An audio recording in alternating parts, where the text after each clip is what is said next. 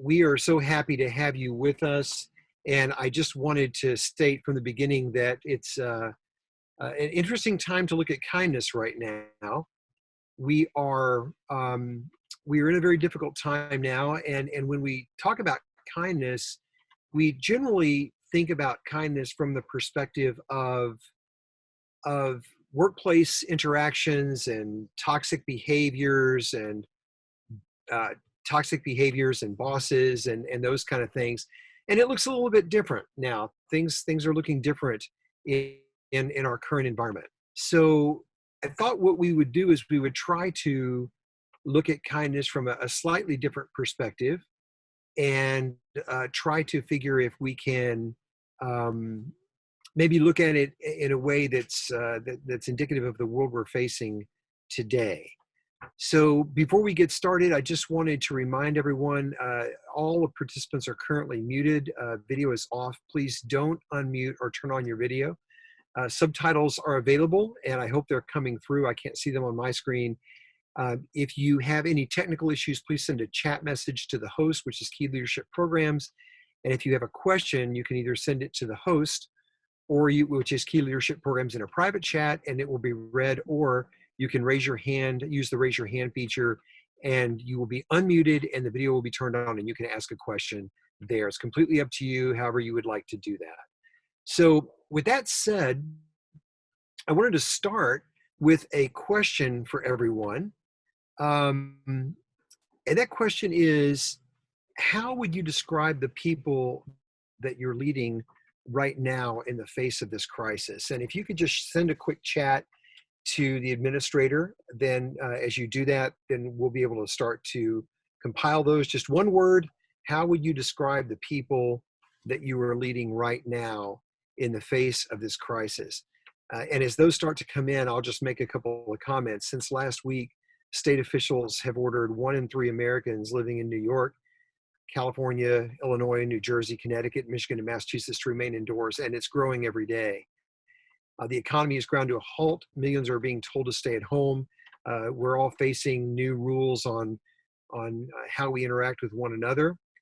And kindness now matters more than ever. And what I'd like to try to cover with everyone today and have a discussion is what we're facing, especially now, why kindness matters now more than ever, and how we might do it given these new constraints that we have. So, Patrick? Yes. Hi, we have some people have chimed in, some of the things they're feeling right now. Thank you. We have resilient, anxious, worried, stressed, nervous, confused, unsettled, uneasy, variations, unsure. A lot of people are feeling similarly. These are the ones that are coming up. We also have some positive ones: solution focused, ready for action, calm, resilient but nervous. Some are glad to be teleworking. Some feel demoralized. Some feel flexible, afraid, etc., etc. Face miscommunication. All of these things. Yeah, those are terrific. Yeah, please keep those coming. I think the one that jumped out at me a lot was the resilience one. Right before we launched into this most recent crisis that we're facing, I did a presentation on resilience, and that was one of the things we talked about was how do you do this, and how do you survive, and how do you move forward and stay positive in a time like now, and resilience is certainly that. And I think that's something that we're all really facing. I want, and please keep those coming in. And by the way, the way that we're going to be doing this throughout the session is that if we get hands raised with questions, Lamont and Bree will be there to jump in and interrupt and say, hey, Patrick, we have this question. So please do that, because we'd like to make this as conversational as we can. And then any chat or anything at all, Bree and Lamont and Jennifer will jump in and we'll just address everyone's concerns. So I think these are all things we're facing. What I'd like to suggest now is that, our world has changed significantly. I mean, for years, we've lived in an environment that was not really what we're expecting right now. And for many right now, our normal life has been suspended as this tally of cases soars. And it feels almost apocalyptic. If you've been out and about, even just taking a walk or making that run to the grocery store, the roads are empty and the parks are empty. And when people are there, there's just not a lot of them that are there. And even the people that are, I think they're stressed and I think they're afraid. And I also think they're lonely. And those are the areas I kind of wanted to touch on, because the people that we lead now are feeling these things. And what's interesting about this is that they have felt this a lot even before now. So I thought what I would do is just take a couple of minutes to talk about what it is that we're feeling as a nation from a stress perspective, what the fears we're having, and the issue of loneliness, which I think is really, really important. And then talk a bit about some of the kindness solutions to those. So let's begin with stress. At this time, there's been a lot of very interesting research on stress in the last year. Right now, and unfortunately, stress and anxiety are always a part of our human condition. 83% of our U.S. workers right now suffer from work-related stress. Now, this is data that was made available in January and February. So this was pre-coronavirus as we know it today.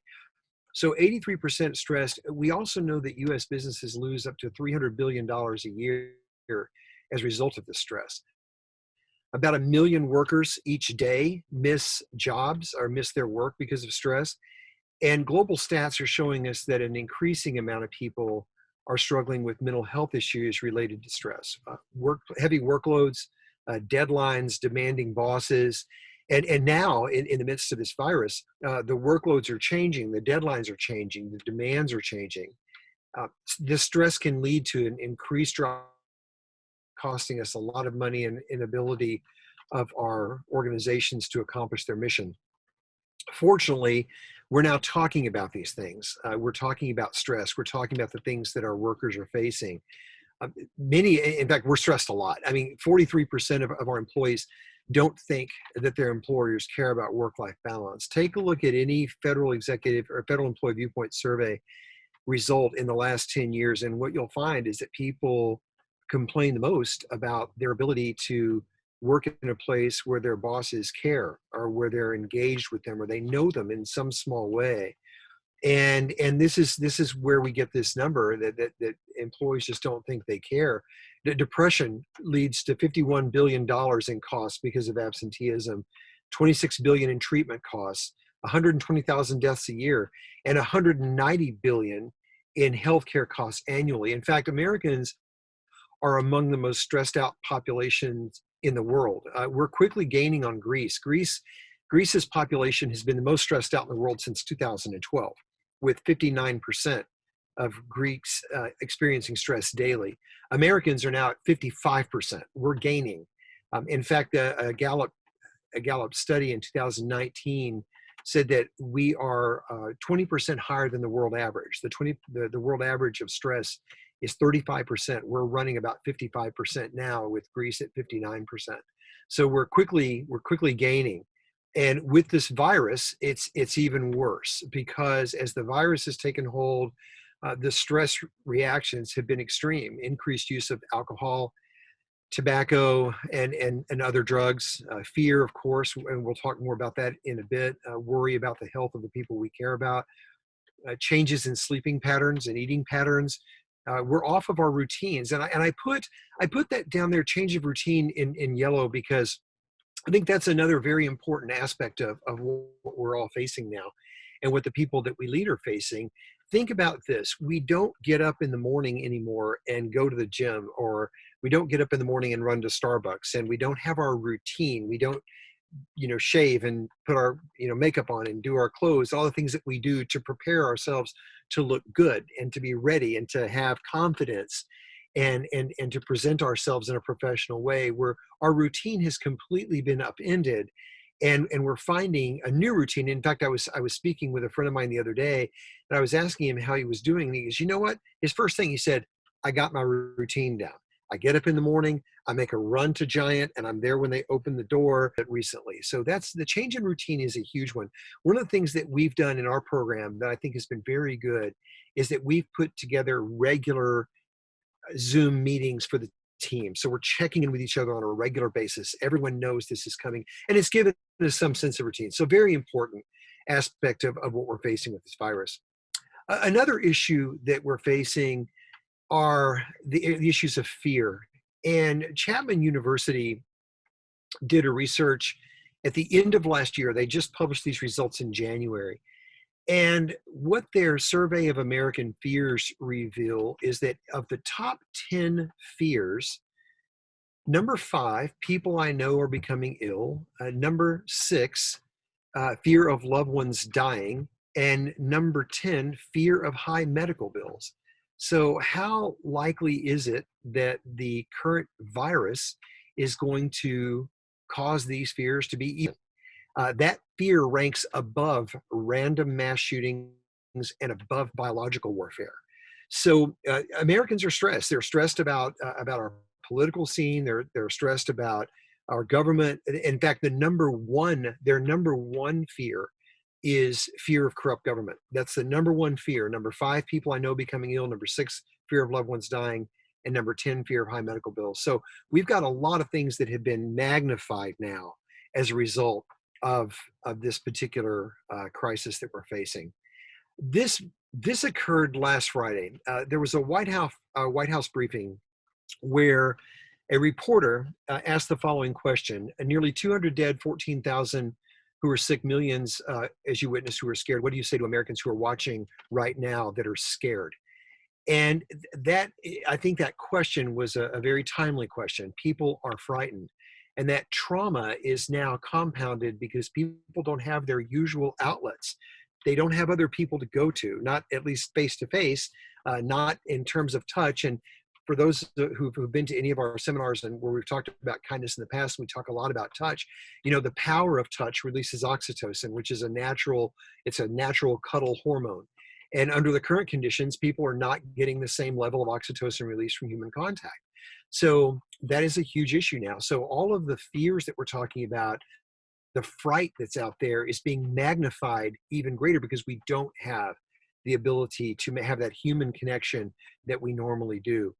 Los Angeles Mayor Eric Garcetti had a very interesting response to the question that this question was not posed to him, but he responded to it in the media. And what he said to his Los Angeles residents is, he said, quote, "I know there's been a lot of crying and it's okay to cry." He also said, "I know there's been a lot of fear and it's okay to be afraid." And I think as leaders, that's one of the nicest things that we can do for the folks that we lead, is to let them know that it's okay. It's okay to feel this fear. Right now, people are facing issues with the economy. Most of us that are on this webinar are fortunate enough to be in positions where our income is not being directly impacted at the moment. We're sheltering in place. We're using the abundance of caution. I put that on there because that seems to be the biggest catchphrase we've been seeing. But the economy has grown to a halt and people are worried. So we know that right now is a difficult time. And here's what's different now in terms of our fear, as opposed to the 9/11 attacks or Hurricane Katrina, for example, or even the tsunami in Japan, is that those episodes had finite endings. They had finite endings. With this pandemic, we don't see an end in sight yet. So it's far more traumatic. Combine that uncertainty with what I talked about before, about the trauma being compounded because we don't have the oxytocin release, we don't have the connection with other people, and you can see why now is an extremely frightful time for those in our nation. People are also lonely, and I wanted to spend just a little bit of time.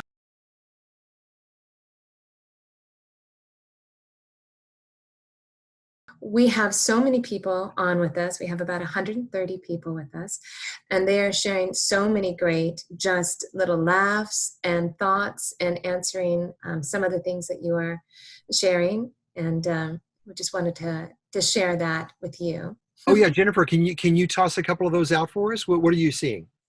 Yeah, so we have someone who wrote in and said, "Well, I don't lead people. I consult with divisions within my agency. I have found myself checking in with my administrative colleagues and being a source of empathy, strength, flexibility, and clarity regarding hiring needs. We are working status quo, but I have to employ active listening to really hear what is happening and help to employ options on a case-by-case basis." That's outstanding. And then we have some are having a meltdown, some are in denial, and some are being proactive. Yeah, I think that meltdown and denial is a natural, a very natural reaction. Hopefully that can be turned around. And then we also have someone who says, I'm essential, so I'm working. Great webinar for that. That's terrific. You know, and I'd like to comment on the issue about leading. You know, we talk a lot about leading and the people that we lead. Really, we could almost replace the word lead with the people that we know. I mean, our connection here is not really one as supervisors or as GS15s or as GS13s or whatever we happen to be. Our connection here is really one as human beings, one human being to another. And that's really what leadership is. So I really appreciate the comment about, you know, working with others. You know, we have a community out there that we can reach out and touch. There are a handful of people around us that we can care for and be there for. And likewise, there's a handful of people around them that they can be there for. And I think that's really what matters the most.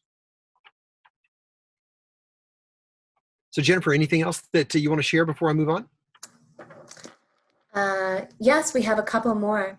We have, let me see here. My team is struggling with sorting through all the worst case scenarios with their projects and finding a place where they can focus on what they can control. I spend my time helping steer their focus and supporting them.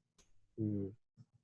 And then also we have, I am concerned that we are too focused on ourselves and not enough on our customers who need us more now than ever. Yeah, that sounds like a public servant talking. Someone who's interested in caring for the people that they care for. That's wonderful.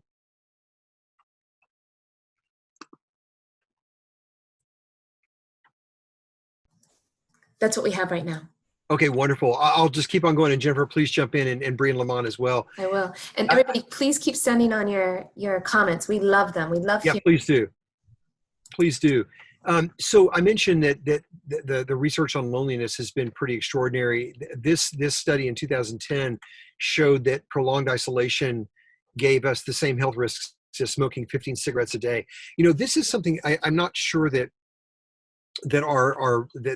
people really understand, and that is that issues such as lack of human contact and isolation and fear and trepidation, those things impact our physical health as much as bad habits like smoking cigarettes. I mean, it's a clinical fact. I mean, these things happen.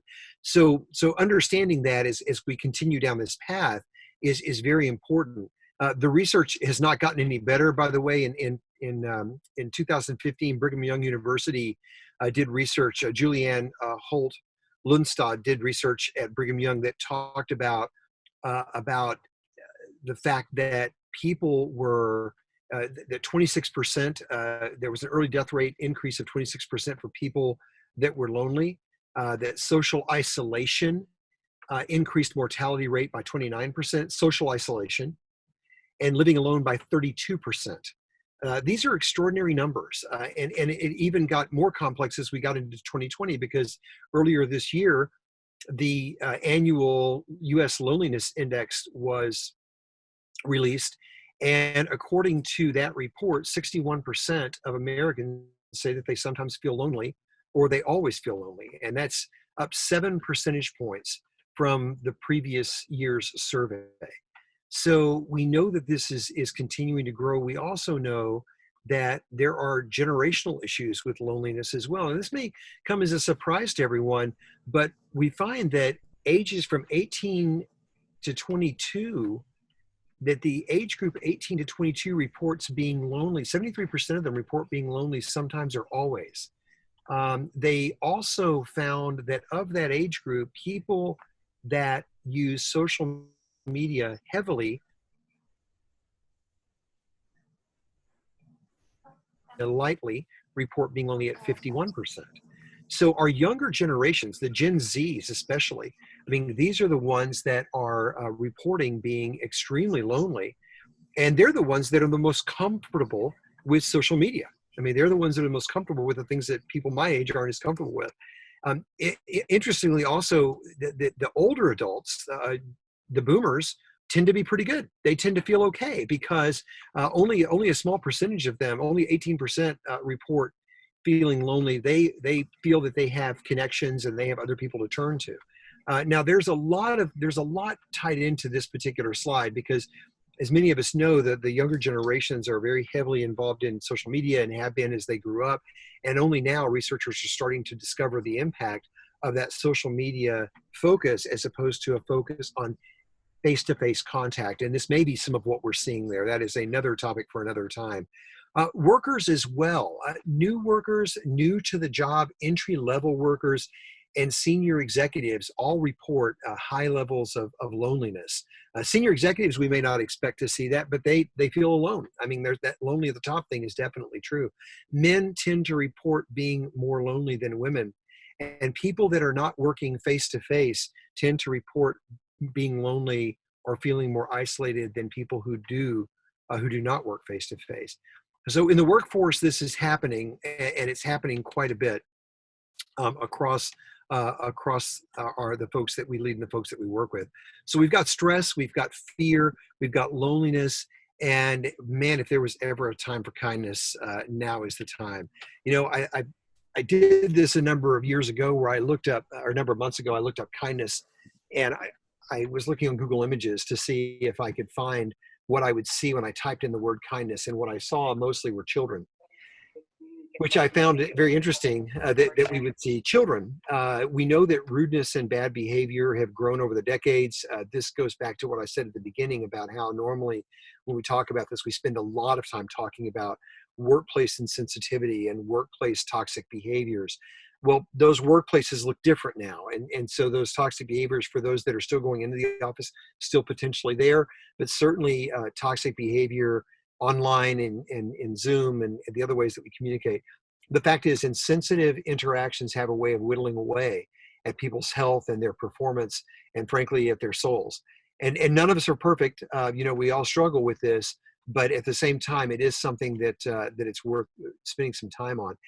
And even though we know kindness is important, you know, despite leadership theory, I think that there's been an issue with this. I mean, when we look back at the way leadership has developed over the years, and I'm talking about over the last couple of 100 years, look at the great man theory. The great man theory was this 19th century idea about how history can be explained with highly influential and unique men. So you've got the whole gender focus here, a whole idea of superior intellect and heroic courage and this divine inspiration.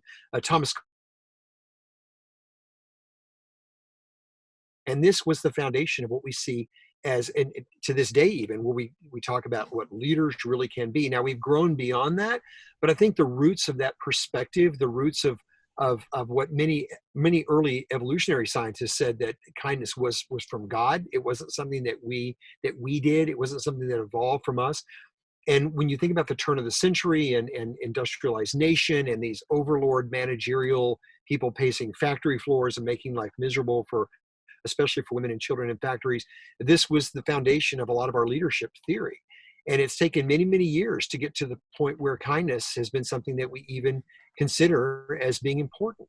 And even to this day, whenever one of the quotes I love is the one by Maya Angelou about where she says that people will forget what you said and did, but they'll never forget how you made them feel.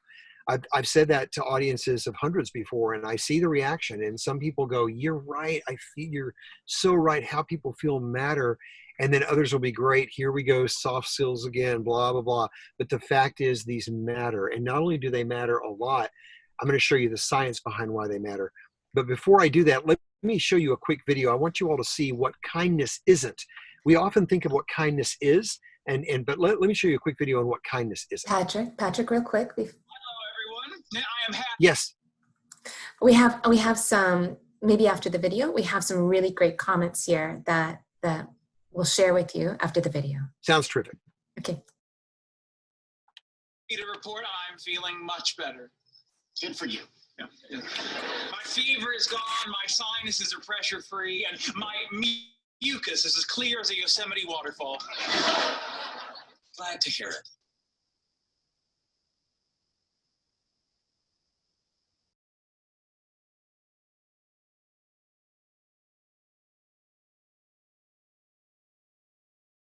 It's ready to beam again. No, but I knew that his yay was sarcastic. It's not bad for a guy whose last bowel movement sounded like rain on a roof. Let me refresh your memory. Penny, rub Vicks on my chest. Sheldon, I cooked you breakfast. I made your bed. I checked your mouth for thrush. You can rub your own chest. Sure, grope every other man on the planet, but drop line with me. I brought you a little care package from work. It's our latest antiviral and the best decongestant we make. I hope laughter is the best medicine, because this care package is a joke. She came all the way here.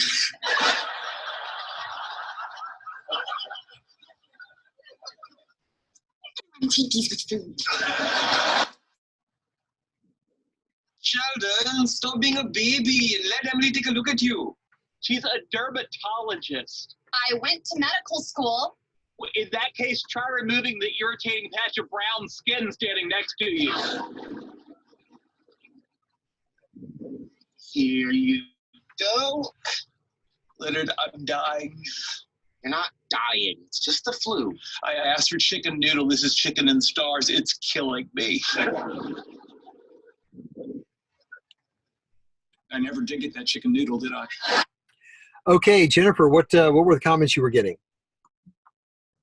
Great.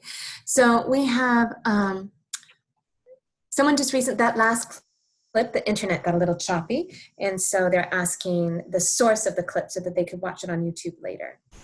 Absolutely. So if you go into YouTube and type in, my goodness, what's the name of that show? I'm blanking on the name of the show. What is it? Someone will chat in the name of that Big Bang Theory. Big Bang Theory. That's right. Big Bang Theory, Sheldon sick. Type in Big Bang Theory, Sheldon sick. It'll pop right up. It's definitely worth watching. So we have, let's see here. Many of us are single and live alone, but are not lonely. There's a distinction because one can control whether they are alone, but loneliness is uncontrollable. It's a really great point. In fact, there's been research looking at that recently. I read it just a couple of days ago in Scandinavia, many Scandinavian households. There's about, and I think it was in Sweden, 62% of the population lives alone. As opposed to somewhere in the upper 20s for the US, it may be in the low 30s. And the distinction was that just because people live alone does not mean they're lonely. People that live alone often have very, very strong connections with family or with colleagues or friends, and they have a lot of social outlets, and they're involved in a lot of things. So by all means, do not confuse living alone with being lonely. That's completely different. There are a lot of people who have large families that live in have spouses and kids and big family units, and they're very lonely within those units. So it really has nothing to do with what your living situation is. Yeah. And then we have the earlier commentary on fear goes to the point that there's nothing wrong with fear when appropriate. In the current situation, if you are not concerned over the situation, you are not taking it seriously. It is when you let the fear or concerns prevent a balanced response that there is a problem.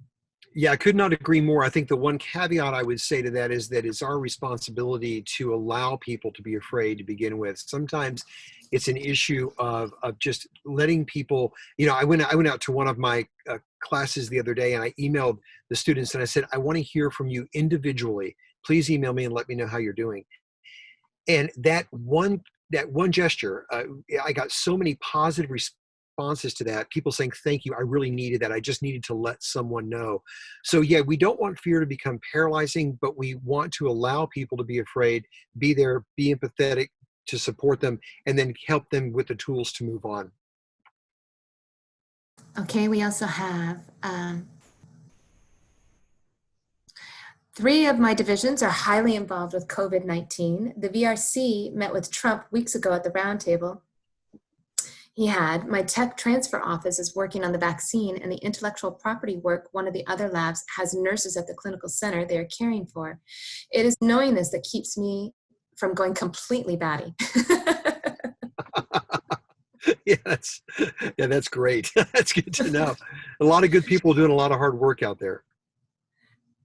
And then there was someone else who said, wondering if anyone has created a playlist of feel-good TV, movie, streaming links that has already been created, but which could be amplified. My family wanted to watch Contagion, and I nixed it. We'll see if someone chimes in on that one. I know one thing. I've been watching a lot of cold opens of Saturday Night Live lately. I get a big kick out of those. So. And then finally, someone, when the internet was lagging in the beginning there, when you started the loneliness slide, can you speak to your first slide on loneliness? I think some people missed it. Oh yeah, sure. So the first slide on loneliness, the point that I was making with that one was that there's an increasing amount of research on it and I think this is an important point, is that it's a biological warning signal. It's not a sign of weakness. It's a biological warning signal. And the point that I was making was that a lot like hunger or thirst is a signal, loneliness is the same thing. And in order to combat loneliness, connections are necessary. And this goes back to the comment about someone living alone. That doesn't mean that they're lonely. People that live alone that have connections that they need in order to survive, it's terrific. And in many cases, they're happier and healthier than people that aren't living alone. But during a coronavirus epidemic, loneliness signal may increase for many of the people that we know and that we care about. And we have limited ways of connecting and alleviating that. And we'll get into some of those in a bit. But that was my initial comment on loneliness. That's great. I'll keep letting you know when we have more comments coming through. Sounds terrific. And for now, what I'll do is I'm just going to make a couple comments briefly about the science behind kindness, and then we'll talk about some tips and hear some ideas from other folks that might help all of us through this. But we know that kindness, and all of this has scientific backing. I really encourage you, if anyone's interested in this topic, go to the Greater Good website. It's called the Greater Good Science Center. It's University of California, Berkeley. They do the most cutting edge research on happiness and sadness and emotions in the country. And they do really, really neat work. What we know from their research and the research of some folks at University of Maryland and British Columbia and other places, we know that kindness has a significant impact on well-being. And when I say kindness, I mean kindness has a significant impact on physical and emotional well-being. We know this for a fact. We know that kindness ranks above physical attractiveness on dating websites. We know it's more important. We know that patients' colds can be shortened by as much as a full day by the kindness of a provider. The last job I had before I joined the KEY program was on the faculty of medical school, and I used to teach our medical students about this, where I would share with them, what your patients are looking for. They're looking for a connection with you. They want to know that you care. And the research shows that when providers care, that their likelihood of them being sued is much less, even in a situation where there's a bad clinical outcome. So the physical impact of kindness is extraordinary. Lowering the effects of stress and social anxiety, all of these things are benefits of kindness. And this is pretty extreme too. I mean, for example, there was a study of 20, it was a meta-analysis of 27 different major kindness studies that was done in the last few years. And what they found was that exhibiting kind behavior, and once again, these are things that we can do, even during the period of a shutdown. But exhibiting kind behavior will cause in the recipient and in us as well, because there's a lot of cool things going on with the dynamics between us and the recipient, a 23% decrease in cortisol, which is a stress hormone.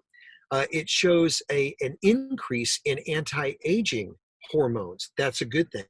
It shows an increase in oxytocin and endorphins, which are all good things for us. It also boosts serotonin, which is a neurotransmitter, in the giver and the receiver. So not only for people who are being kind, people who receive it, but also people who witness kindness have physical and emotional responses to it that are positive. So the scientific justification of kindness is not a soft skill. It's not a tree-hugging thing. It's an actually clinical thing. In fact, there's a nerve that's called the vagal nerve, and the vagal nerve goes from what's called the periaqueductal gray, which is up in the center of the brain, goes all the way down. And this periaqueductal gray stimulates the vagal nerve whenever we are kind to one another or we receive kindness. That vagal nerve extends all the way through our body, which is why we feel gut feels. These are things when we feel something in our gut. That's the vagal nerve. That's what's talking to us there. And we can measure the responses of the vagal nerve. And what the people at Berkeley have found is that there is a measurable response that is greater in the vagal nerve for people in lower socioeconomic status categories. And that vagal nerve does not react as well to people who are extremely wealthy and very well educated. And they're worried about what they're calling a kindness deficit in our nation because of that. And I have firsthand experience with this from working with youth as a youth pastor sort of guy years and years ago, when we were trying to get youth to go to do work after the hurricane down in Louisiana. And one of the friends I was working with from another place who was a very wealthy neighborhood, she said that one of her kids said, "Can't we just write them a check? Why do we have to go? Can't we just write them a check?" And that's the vagal nerve. That's the lack of vagal nerve response. So it's a very positive thing and very measurable thing. We also know that when we fail to exhibit kindness, and now we've got a lot of people in need of this, that the people, that there's a neural shutdown. People will react to toxic behavior, or they'll react to unkind behavior by shutting down neurologically, which means they won't be creative. And if there's ever a time that I heard the point before about the need to start focusing on mission accomplishment and being creative and how do we do this and being proactive. That cannot happen, and it will not happen in a case of neural shutdown. People have got to feel wanted and cared for. They've got to feel that they're being thought about, and they've got to be the recipients of kindness and compassion. Depressed immune systems, elevated glucocorticoids, these are all bad.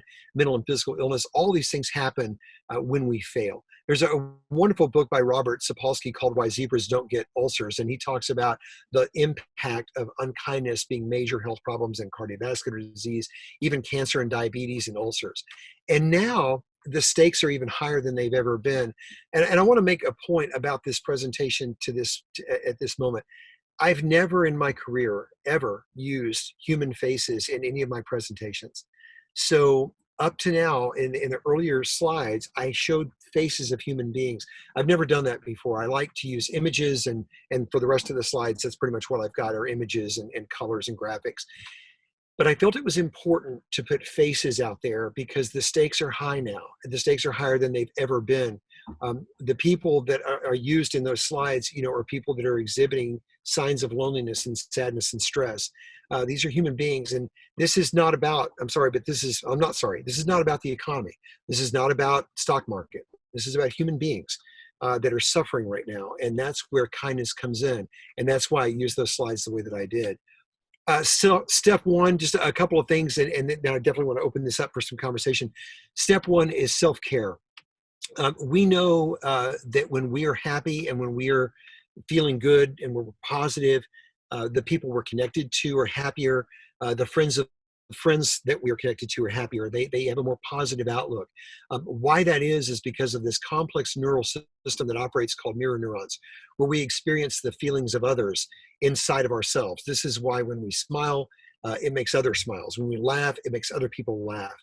As long as we're in some kind of contact with people, physically or even online, our good feelings can spread. Our well-being can help us bond with others. And when we're isolated and the folks that we care about are isolated, this is even more important than ever, offering the love and care and connections that we can to help keep tension and fear at bay and to help people address those things. So practicing gratitude, practicing mindfulness and compassion, even online, is very helpful. But it begins with, number one, self-care is never a selfish act. It's the only gift we can give ourselves.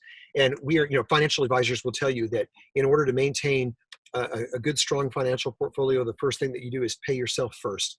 And it's the same thing with this. We pay ourselves first. We have to take a good, hard look at the way we're feeling now. Are we afraid? How do we feel about this? What are our concerns? What are the things that we're looking forward to, and what are the things that we're fearful of? These are important steps for us to take. The next thing is being visible. And I know this is not something we can do more than a 6 feet radius, but I know it's tough now. But leaders who are kind and who want to exhibit kindness are going to bring their whole selves to the picture, whether it be a Zoom picture or whether it be in person with that 6 foot connection. One of the things I mentioned before that our team starts meeting a couple times a week on Zoom. I remember the first meeting we had, and it was after not being in the office for several days. And I remember the joy on everybody's face. I mean, we had the little pixels where you could see everybody's face, and Zoom is very easy, even for those like me that are very technically challenged. But seeing those faces mattered. And I never knew what Zoom was until about 2 weeks ago. And now I'm a huge believer that seeing those faces made a difference, and everyone was looking at each other. There was eye contact. And even though we weren't physically there, we were about as close as we could possibly be. And we could see everyone. So I think Zooms with the people you care about, the people you lead, the people you work with. Emails, of course, help. Phone calls, the personal emails, those are all ways to be visible, even in a time when we can't be physically there. Also being empathetic, and I mentioned this before briefly, but empathy has changed a lot in recent years. There was a woman named Sarah Conrath from the University of Indiana who's done a lot of work on this. And what she found is that since the late 1960s, researchers have been surveying young people. I'm going to go back to young people in a minute. Remember, I said before that they're the ones suffering with loneliness more than any other age group right now. And since the 60s, scholars have been looking at ways to measure empathy and looking at empathy in young people and people in general. And what they found is that people have been asked, young people have been asked over many, many years now to assess their feeling about these two statements. The first one being, it's not really my problem if others are in trouble and need help. And the second statement being, before criticizing someone, I try to imagine how I would feel if I were in their place. So Conrath and her colleagues at Indiana have collected data on this over the years. And what they found was that starting in about the year 2000, things changed. More students coming out of high school and young adults started to say it's not their problem to help people in trouble. And that it's not their job to see the world from someone else's perspective. What Conrath suggests now, which is so troubling, what Conrath suggests now is that people on average are about 40% less empathetic than in her generation, which would be a boomer generation. She felt like that's what she's been able to assess over the years. And what she's proposed is that the new rule is what they call what she calls selfish empathy, which is that we have empathy, but we reserve it only for the people in our tribe, only for people that we're close to, only for people that are the ones that we accept or that we consider ourselves to be part of, and not our enemies. Not our political enemies, not the accountants, not the lawyer offices. I'm picking on I'll pick on HR, not the scholars, not the tenured professors. Group them however you want. But we found ourselves in a place now in our nation where this selfish empathy is so prevalent, and it's so scary. So I put that out there just as a caution. I think that research is very important. And once again, think in terms of the younger generation, the people that you work with and care for, and where they may be with this. Another step, number 4, and by the way, in case you're wondering, there are 6 steps. Number 4, be clear. And be clear often. Clear is kind, unclear is unkind. Brene Brown, who also, of course, as many of you know, has done a lot of great research out of the University of Houston on empathy and compassion. But I love this phrase, clear is kind and unclear is unkind. Everything we're talking about does not alleviate or excuse a lack of productivity. It does not excuse our ability to get our jobs done, and especially for those in the public service of serving the nation. That's what we're supposed to do. But being unclear is an unkind thing to do. And now, especially now, people are concerned. They don't know where to go. They don't know what the latest guidance is coming out of OMB. They're not sure what to do. They're not sure what if this happens. And those are things they need answers on, even if the answers are, I don't know. Even if the answers are, this is all we know for now. But also clarity in terms of guidelines. Remember, earlier I talked about how we have fallen out of the routine. We're not in that routine anymore in this world. Now it's different. People are looking for that structure. To the degree that we can help people provide that structure, it's extremely helpful. There was an article in Forbes recently where the author said, don't worry so much about what people are doing, but concentrate on what's being accomplished and create the framework for that. Help people, give them that structure that they need in order to be able to get that. Now, there's some really positive side effects of this. I think that innovation and creativity and how we get our jobs done is going to be a really positive outcome of this. But nonetheless, so be clear and be clear often. Also trust, trust people to do the work they're doing, especially those that are not working in their traditional workplaces anymore. I wrote an article not long ago about telework, and I'm a big fan of telework for jobs where it is appropriate, and there are jobs where it is, and there are jobs where it is not. But what I find very disingenuous from some leaders is that they will claim, well, we can't do telework because I can't watch you. I don't know that you're doing the work. And my question to them is, well, are you watching them when they're in their cube? Because my guess is you're not. But you feel better when they're down that hallway. And that's fundamentally wrong. If people can be productive, going back to what I said before, concentrate on what's being accomplished. Absolutely, people need to perform, but they need to know that you trust them. And if we give them the right framework to build on, I think we're going to find that people are able to accomplish the mission just as much as we need. And once again, we're being kind by providing that. We're giving them the framework that they need. There was a poll that was done just a couple of days ago from an HR group where they asked, it was a snap poll, and what they found was that 76% of leaders in across all sectors reported that the top employee complaint during the coronavirus outbreak were concerns from managers about productivity when teams are remote. That's the number one concern. Perfectly logical. This is what we're facing now. And I think clarity and consistency and framework will help get us there. And then the last comment I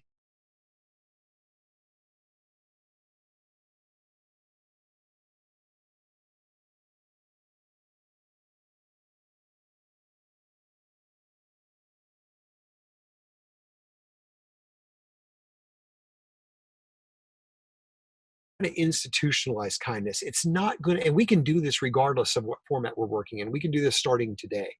Making sure that kindness and compassion are written into our mission, written into our values. Being clear with employees when we see kindness and when we see unkindness. Making sure, many organizations now, and the hiring process has not stopped for the federal government, many employees now are asking questions during interviews about kindness or empathy. A great question is, so when was the last time you were empathetic in the workplace? Or when was the last time you showed too much empathy, which is also possible in the workplace? And trying to draw that out of an interviewee. These are things that are important to make sure that they're embedded in our organizational structures so that kindness and compassion and caring can be part of our day-to-day work and really, really be part of what we do.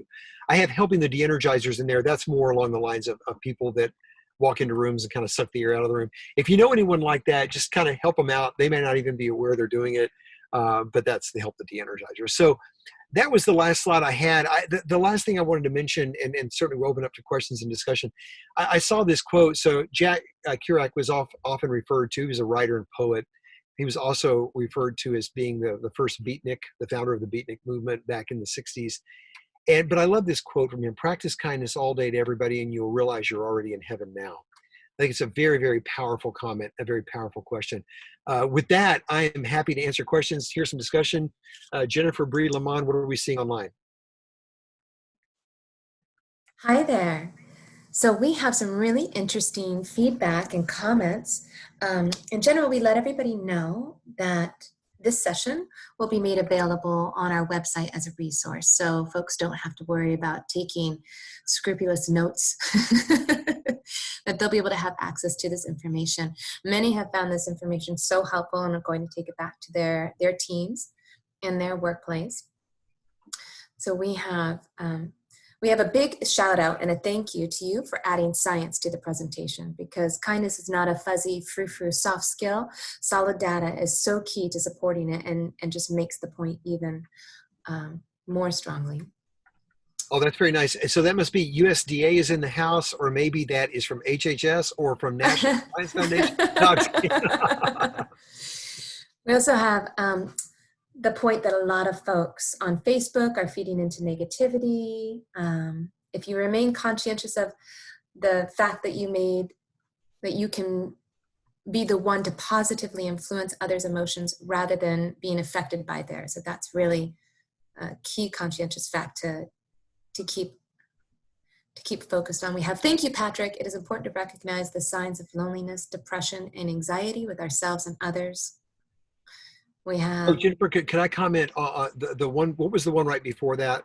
The one about About the news and the negativity. One of the things that I've seen with a lot of our federal leaders that I've been connecting with in the last couple of weeks is that many of them are saying, I just need a break from the news, and they're trying to, and we all want to be informed and we all want to know the latest, but it's easy to get hooked into watching whatever news outlet you watch and just feeding into it.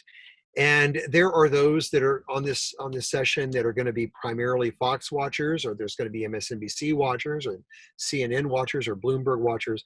I think the suggestion that I got from one of our feds about just take a bit of a break, maybe take a day off or a little bit of time off from that news feed, and just let yourself relax a bit, let your brain rest, is a really good one. For those of us who are too addicted to those feeds to not want to do that, at least watch them all. Don't watch just one. See what everybody is saying and then weigh and make your own decision. Don't let them make your decisions for you. Great. We also have, I think it's interesting that folks who weren't permitted to telework before are being required to telework rather than given administrative leave. That makes a point. Don't even get me started on that. So, okay, but since you got me started on that, I'll just get started on that. And that is, this was my point with, and when I wrote that column a few months back about telework, it was because I had friends in the government that were saying, well, my agency said, no telework, you got to be here. I'm like, okay, number one, it's just really stupid. I mean, it's ridiculous when there are, once again, when the job is appropriate for telework, and there are those that are, and there are those that aren't. But when the job is appropriate for telework, it is foolish not to do it. People that telework are more productive. They get to work at their own pace, at their own, as long as they're getting their things done, who cares how they do it? As long as it's getting done in a timely way and it's good work, what difference does it make if they're wearing pajamas? Does it really matter? I mean, and so this idea, if there's one positive, and there's probably more than one, but if there's one positive that's going to come out of this, is I think that agency leaders are going to realize, hey, you know what? This telework thing isn't so bad. It worked pretty well. It's better for the environment. It's better for people. And, once again, it's not for every job, but for the jobs that it works for, why not? So yeah, really appreciate that comment. Great. We have a few more. I think the concern about productivity is more about the manager than the employee. It is the onus on the manager to set expectations. If there are instances where jobs are not atypical,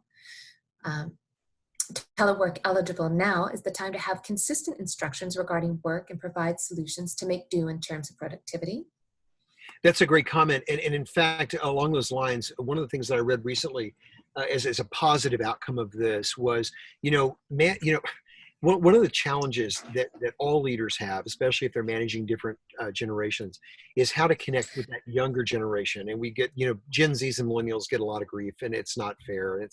Most of it's not accurate, but it's out there. And those of us that were Xers or boomers, we got that too early in our careers. But the fact is, it no matter what generation, it remains the leader's responsibility to frame the work. It's the leader's responsibility to frame it in a way that people understand what they contribute and how they contribute to the greater mission. And that's one of the biggest failures I think I see in leadership, is that we as leaders don't always take the time to make that connection for people. And now more than ever, they need to feel that connection. They need to feel what they're doing matters. So that's a great comment. And now is a very unique opportunity for managers and leaders to really make that connection for folks. We have a few more along that line. And then also to everyone, if you'd like to share your comment, share your voice, go ahead and raise your hand. So when you're in the management. Oh, I'd love to hear a voice. That'd be so cool. You'll see the option to raise your hand, and we'll get to you just momentarily. We have a few more comments I'll read to you, and then we'll go to that format as well to see if anybody is willing to share their voice. We have implementation is key. What suggestions do you have for implementing these steps, realizing they are all different? Here's that. We also had another question specifically to you about what examples would you give for managers to share kindness. There was an example question, if you could give that. And then let me give you one more. We have practice kindness now, send a letter or card. We have that like the idea of revising organizations' mission and vision statements to include kindness and compassion. And then we have someone who says USDA is definitely in the house. As Awesome. I have a few more, but I'll let you answer those and then give Okay. you more after So, that. so in terms of the steps and how to implement those steps, we're kind of limited right now with that. I wish I could say, let's just all get together and go to Starbucks together and do that, but we can't. So I think that I mentioned Zoom before, and I do think that's an Do we extremely have any? powerful tool. Our university purchased like a corporate membership in Zoom so we can have meetings and have faces and everything. And run our classes that way. It's not conducive to everything that we do, but in terms of leading a team and working on projects and doing the things that many of us do, I think that that's a very positive thing. But it's not just about having the faces on the screen. It's also about what you do once those faces are on the screen. And one of the things that one of our fantastic key family staff members came up with the other day, I think it was Aniko. Was it Aniko that came up with the wear stripes one day? And Yes, it was okay. Aniko. Yeah, so Nico came up with this plan, and she said, okay, so for our next meeting, everybody wears something with stripes on it. For the one after that, everybody's got to wear a solid color. For the next one of the things that we've had fun with is different backgrounds. So the backgrounds that we choose, and some of them are, people will put a background like Hawaii or a background, and so those are fun. Just, introducing, I didn't put that in the presentation today, but there's a lot to be said for introducing a little bit of fun. We need to laugh. We need to smile. We need to enjoy ourselves a little bit. And I think some of the things that we can do, not only things like Zoom, but also back to the steps is taking the time to do the emails. And as an example, emailing folks individually, emailing them and saying, please let me know individually, please respond to me individually and let me know how you're doing. That's another way. Phone calls, of course, still work. The phones still work. Those kind of things. Sending cards to each other are nice. I saw in communities, this is a bit beyond work, but I saw a clip the other day where there was a choir and they all got together, but they stayed 6 feet apart, and they walked into a neighborhood standing 6 feet apart and just started singing and just walked down the street singing. And maintaining social distance, but people were coming out of their house. Another thing I've heard, and once again, really kind of off the topic of work, but for life for sure, is that there are neighborhoods now where odd-numbered houses are coming out of their house on given days, keeping their distance, and then the next day, even number houses come out, and they have virtual happy hours. I know we've done that here, where we sit on one part of where we live, and then somebody else sits on another part. We kind of wave at them, we can talk, and have connections that way. So I think those are all examples and steps that we might take. But I really believe that for us, in terms of our work life, it begins with us reaching out and acknowledging and giving people the avenue for expressing their anxiety, expressing their fear. It's easy to talk about work. It's harder. One of the things that I always ask our executive MPA students before they're admitted into the program, the last question I ask them, and by the way, if any of you are out there that are applying when we interview you, I'm going to ask you this question, so now you'll know, is that I always ask them, what can I do for you in order for you to be successful in this program?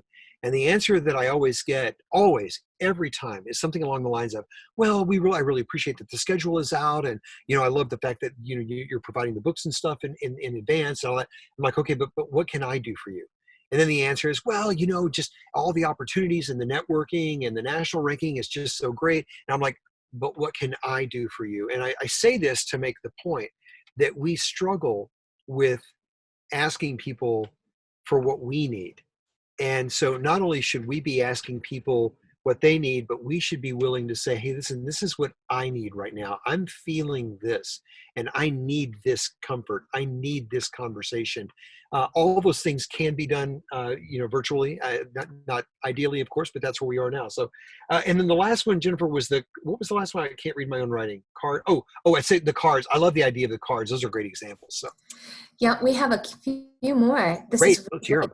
Thank you so much, everyone. Please. Yeah. Thank you. Well, we have just a statement. I limit the amount of cootie news I watch and balance it with funny videos on Facebook. 75% funny, 25% cootie. Nice ratio. And then we have the person who asked about, who was making the statement about the fear of telework or the fear of productivity is on the manager and not on the employee, repeats again that the aversion to telework is typically about fear from the manager or lack of education about what telework really means and how it can be implemented and managed. Then we have someone who was asking a question before when you were showing the slide about which societies were the most stressed, who rated high on the stress scale, and Greece was rated really high. And they wanted to know, why was Greece so high on the stress scale? Why are they so stressed out? Do you know? Yeah, I think it was the economic meltdown. It was there. If you look at the timing of when they became the most stressed out nation, it was at the time when they were really struggling and they were looking to the European Union for bailouts, and their unemployment rates were through the roof. I mean, a lot of unemployment, especially for young people. So that's still relevant for them, that they're still suffering through that, even though it's not in the news as much anymore. And so, yeah, that's why it was Greece. Pretty interesting, huh? And then we have shares. Our senior leaders making random calls to staff just to check in on them. I sure hope so. Someone said, we do a morning check-in on our virtual platform each morning and allow staff members to discuss personal accomplishments or tips they have learned. So we have dove into teleworking 100%. Then we leave our virtual meeting open all day for a way to stay connected and use it for chat, audio, video. Others are doing Zoom happy hours, give people an empathetic ear to decompress. Okay, we have someone coming online now to share a question. Okay. Professor, I have a question about the study that you discussed concerning loneliness among the youth and in particular millennials and GZ. Yeah. Was there anything in the data that suggested that that's a result somewhat of their upbringing? The reason why I ask is I've had this discussion with a few other people. I'm a millennial. And we've had these discussions, and one thing that's come up is that kindness often wasn't prioritized. It was more so that parents really focused on children trying to focus on achieving and acquiring rather than being kind and compassionate. And so as a result of that, there is a deficiency, I think, among millennials with being able to not only show kindness, but also receive kindness from others. Mm-hmm. And I think that's also has a lot to do with also the fears of parents. I think they're trying to do their best that they can and to try to encourage their children to go after things that maybe they didn't have because there's certain opportunities that are present now that maybe weren't before. Yeah. So I was just curious if there was anything in the research that looked at how that might be related to their upbringing. Well, yeah, and thank you for the question. It's a terrific question, and the answer is yes. So that 2020 loneliness index, and there's other research out there as well. But before I make this comment, I want to say this is not a criticism of millennials. When I say what I'm about to say, it's not a criticism of millennials. This is not their fault, and for that matter, it's not their parents' fault. It's a generational anomaly. It happens with all generations. But we know that millennials and Gen Z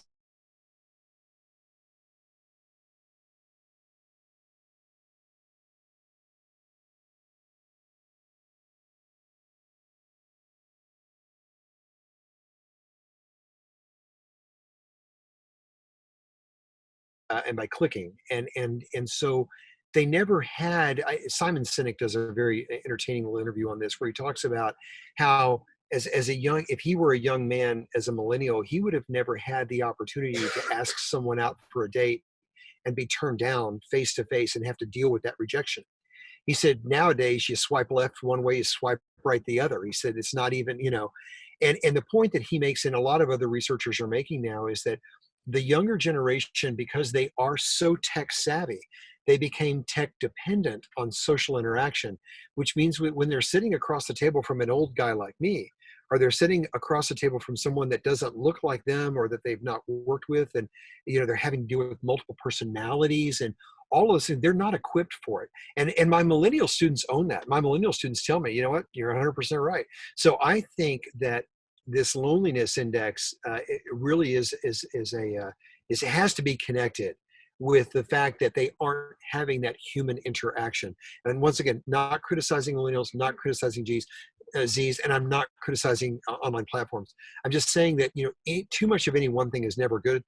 And I just wonder if this is where that connection is. And I think that this 2020 Loneliness Index, and you can type that into Google, there's all kinds of really good literature out there.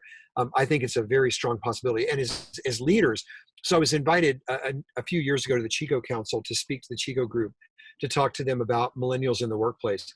And I've not been invited back.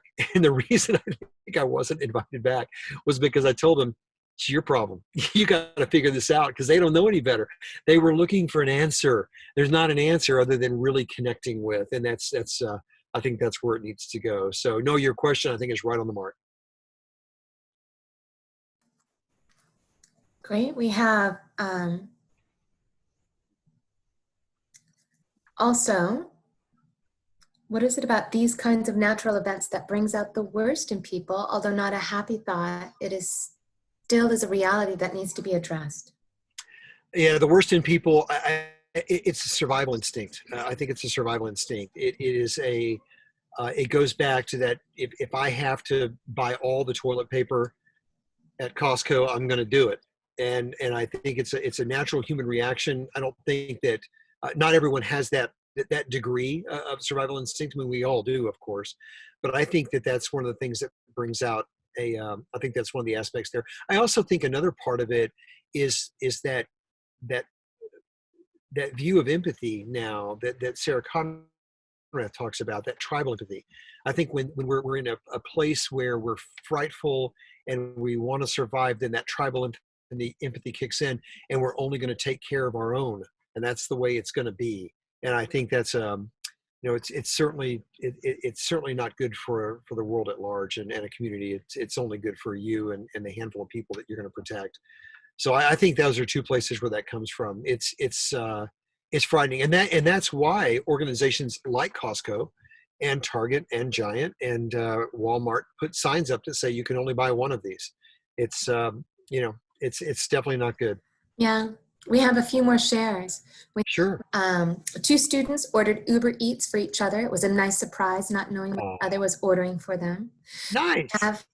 Through history, generations have had to make sacrifices for the common good. In the 1940s, it was World War II, and now it is simply to social distance and stay home for a relatively short period of time.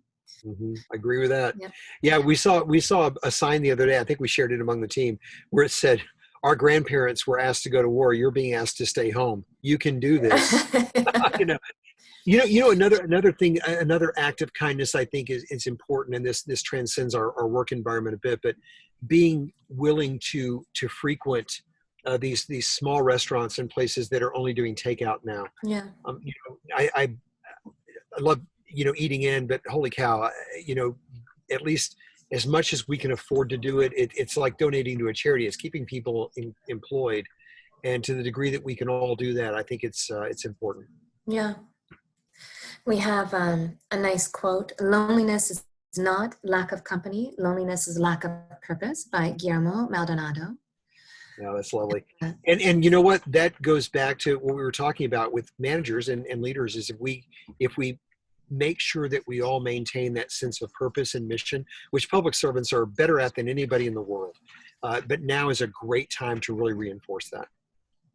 We have social media changed the game. I am a Gen X. We grew up having more connections and we're taught face-to-face interactions.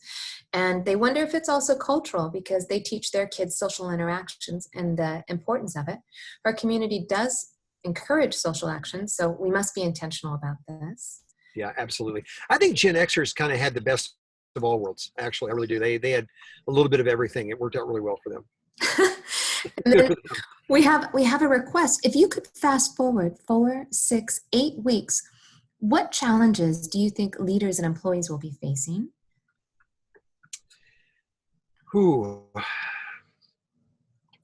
I think the biggest challenge we're going to be facing, if we're 8 weeks down the line and we're still where we are today, that means that it's gotten worse, and that means it's gotten closer to home, and that means that loved ones that we care about have been affected. Right now there's the number of people that were on this webinar that can point directly to someone that they personally know that's been affected is going to be much greater 8 weeks from now if this is still where we are. So I think that fear factor is going to be there. I think that that'll be the single biggest challenge we face. But I also think that we'll become more resilient. Someone made a comment earlier in the session about how this brings out resilience and how this brings out our ability to be creative and innovative in the way that we live our lives and do our work. And I think that will happen as well. But I do think that if we're still here in 2 months, it'll have touched all of us much more personally. Let's hope that doesn't happen. Yes, and the world has forever changed also moving forward. It has, it has. And I think that the good things that come out of this would be the innovation, creativity, the smarter use of technology, the smarter use of telework, even in our world in education. How do we do it and make it work, even given the values and the goals that we have? Yeah, I definitely think that those are things that are outcomes that can be positive. But I don't think it ever goes back to the same anymore. It's kind of like, in that sense, it is like 9/11. I think that, as I mentioned before, the difference between 9/11 happened and it stopped. This is still happening. Yeah, imagine if it's just continuing to happen. And I think everybody, at least when I look at the news every day, I'm looking for the peak. I just want to know we've reached the peak and now we're on the decline. What I hope doesn't happen is that we start on the decline and everyone goes out and gets infected again. But, at least if we can get to the peak and start seeing a leveling off, I think everyone will feel much better. We have a couple more shares. We have one thing we are doing is not forgetting about our kids' teachers. The parents took it upon ourselves to order delivery to the teachers this week for dinner, as the teachers are having to learn how to teach our little kids virtually and are online all day with them in breakout groups in virtual classrooms. And they continue to say that we are all learning that in 2020, we can do many things virtually that there has been a resistance to move forward on. Managers and leaders are often stuck in an old school mentality of if you're sitting in your office chair, you're productive, and if you aren't in the office, you aren't working. We're challenging that mentality. And now when the leaders are forced to work at home, they are seeing it as possible. And Jennifer, and thank you for whoever sent that comment. The other benefit of that, I mean, just what about that extra hour of sleep or more that we're all getting because we're not getting on the metro in the morning, or we're not commuting in from Charlottesville or somewhere? I mean, for those in the DC area, it's an amazing benefit for us to be able to do that. And once again, it's better for the environment. I really believe that is a huge positive. And those old school leaders that need to see this. They need to see it. It's going to be very hard to argue that we couldn't accomplish our mission if we've been accomplishing our mission and we still are. Well, maybe we need to rethink what the American workplace looks like. Great. We have, this has been really great. I shared with my almost 32-year-old daughter that I was on a webinar, and she said, kindness is overrated. I immediately said, no, it's necessary, especially in these times. And she said, ugh, you might be right. And I have neighbors that are in the public health field, and they're expecting 50% infection rate. And then we have, what a time to be alive. I mean that, and wow, how interesting our times are right now. Yeah, no kidding. No kidding. And I know Jennifer shares this in Lamont and Bree as well, and all of us in the key programs, but we really, really appreciate that everyone was willing to get together today. It's just a nice, it's a nice connection. It's what we have, but it's a nice connection.